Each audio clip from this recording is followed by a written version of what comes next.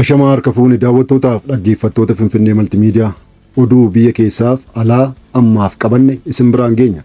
Haga xumuraatti nu waliin turaan afeerraa keenya.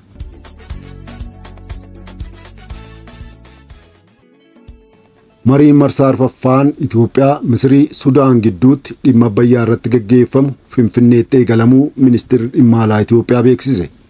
Mariin marsaa kanaa erga hooggantoonni Misirii fi Itoophiyaa baatii adoolessaa keessa qajeelfama guutiinsa bishaanii fi to'annoo hidha kanaa akka saffisu ibsa waloo kennaniin booda akka eegaleetu ibsame. Marii marsaa arfaffaa dura ogeeyyii teeknikaa biyyoota sadeen irraa dhufan guyyaa tokkoof wal arganii mariis geggeessaniiru. Hidhichi marsaa arfaffaaf guutamuu kan ibsite Itoophiyaan bishaan kuubik meetirii biliyoona 42 kuufachuu ibsitees turte. Itoophiyaan ijaarsa hidhichaa waggaa 12 dura kan jalqabde yoo ta'u, biyyoonni sadeen jaarsummaa gamtaa Afrikaa fi Ameerikaa jalatti mari'ataa turanis waliigaltee tokkorra hin geenye. Dhibbantaan 80 bishaan laga Abbayyaa Itoophiyaa keessaa kan maddu yoo ta'u, Itoophiyaan qabeenya uumamaan gonfatte kanatti mirga fayyadamuu guutuu akka qabduu fi hidhichi faayidaa biyyoota yaa'aa gadii akka hin miine ibsiti. Masariin garuu hanqina bishaanii natti fiduu mala jechuun yaaddoo qabaachuu ibsaas turteetti. Oduu keenya alaatiin Pirezidantiin Misirii Abdel Fattah Al-Siisii sagalee kenname keessaa dhibbentaa 90tti siqu argachuun marsaa sadaffaaf hiree biyya bulchuu argachuu koomishiniin filannoo biyyattii beeksiseera. Filannoo torban darbe taasifame kanarratti morkattoonni 3 hirmaatanii turan.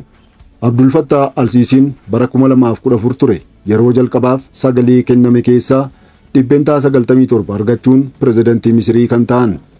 Bara 2018 illee bu'aadhuma wal fakkaataan kan injifatan Abdul Fattah Al-Siisii amma immoo yeroo sadaffaaf mo'atan jechuun hanga bara 2029tti aangoorra turuu danda'u jechuudha. Oduu keenya biraatti yoo ceenu namoonni nagaa akkaan baay'ee waraana Israa'eliif Hamaas gidduutti du'uun ifoome. Ministeerri muummee British Riishi Suunaak akka jedhanitti namoonni siviilii garmalee hedduun waraana Israa'el Gaazaa keessatti lubbuu isaanii dhabanii jedhan. Riishi Suunaak dabaluun qaamni kamiyyuu waraanni kun guyyaa jedhame caalaa akka dheeratu arguu hin fedhu jedhan. Ministeerri muummee British Riishi Suunaak Iskootlaanditti gaazexeessitootatti wayita dubbatan Israa'el haleellaa mirga haleellaarraa of ittisuu akka qabdu irra deebi'anii kaasuun haleellaarraa kan of ittistu garuu akkaataa seera namoomaa idil addunyaa eegeen ta'uu qabaa jedhan. Torban darbe mootummaan Yuunaayitid Kiingdam dhukaasni itti fufiinsaan akka dhaabbatu cimsitee gaafatte. Yoo namoonni butaman gadhiifaman rookettiin gara Israa'elitti dhukaasuun dhaabbate dhukaasni itti fufiinsaan akka dhaabbatu bulchiinsi Suunaak akka gaafatus ibsees ture. Oduuma wal fakkaatuun lakkoobsi namoota Jabaaliyaatti ajjeefamanii hedduu ta'uu qondaaltonni Hamaas ifoomsan. Haleellaa qilleensaa Israa'el kaaba Gaazaa wiirtuu baqattootaa Jabaaliyaa irratti geggeessiteen lakkoobsi namoota ajjeefamanii 110 ga'uu qondaaltonni Hamaas ibsaniiru. Haleellaan kun dilbata naannoo jireenyaa rukutuun hedduun ajjeefamanii yoo xiqqaate namooti 50 jijjiga jalatti danqamanii akka jiran qondaaltonni Hamaas ibsaniiru. Humni waraanaa Israa'el waa'ee haleellaa kanaa irratti homaa utuu hin dubbatin bakkeewwan shororkeessitootaa irratti xiyyeeffachuun naannicha keessa socho'aa akka jiru garuu ifoomsees ture. Kun kanumaan akka jirutti tooftaan Neetaanyaahuu waggoota 50 biroof walitti bu'insa kan hammeessu ta'uu ministeerri ittisaa duraanii Yuunaayitid Kiingdam ifoomsan.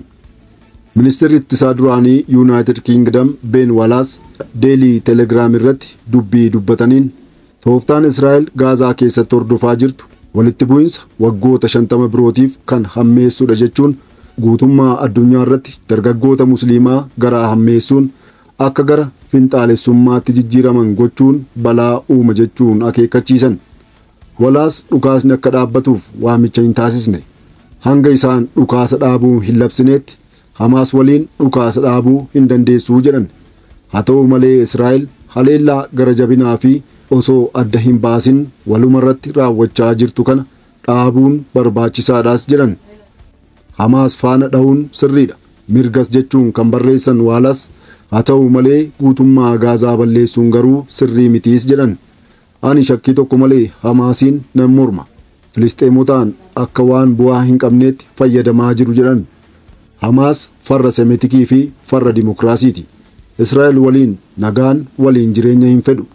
Garuu namoonni siyaasaa Israa'el dhaloota ammaa akka sagantaa gabaa Chaayinaa like a bull in a China shop jechuun of eeggannoo barbaachisu gahaa malee socho'uus jedhan.